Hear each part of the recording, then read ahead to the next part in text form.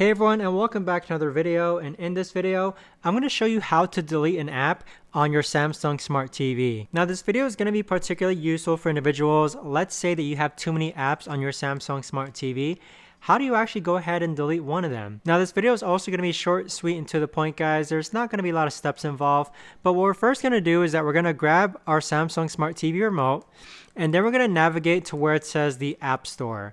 So this is right here, Apps. It's indicated by 4 dots.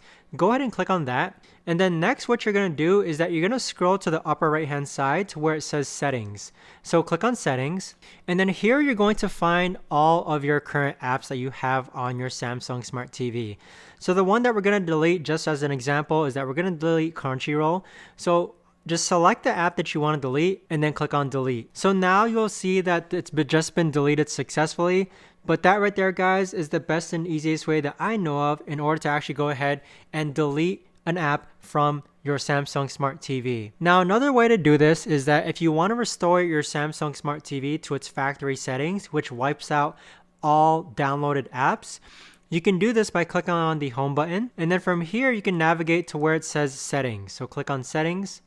And then next on this page here, you want to scroll down to where it says General. Click on General and then scroll down again to where it says Reset. So right over here, this says Reset, and you can see that all the settings will return to its factory defaults, meaning that it's going to remove any apps that you downloaded on your Samsung Smart TV. So you could also do this as an option as well, but that right there, guys, is the best and easiest way that I know of in order to actually go ahead and delete an app from your Samsung Smart TV. If you guys know of a better or easier way to actually do this, let me know in the comments down below. I would love to know. But thanks so much for watching, everyone, and I'll see you guys all in the next video.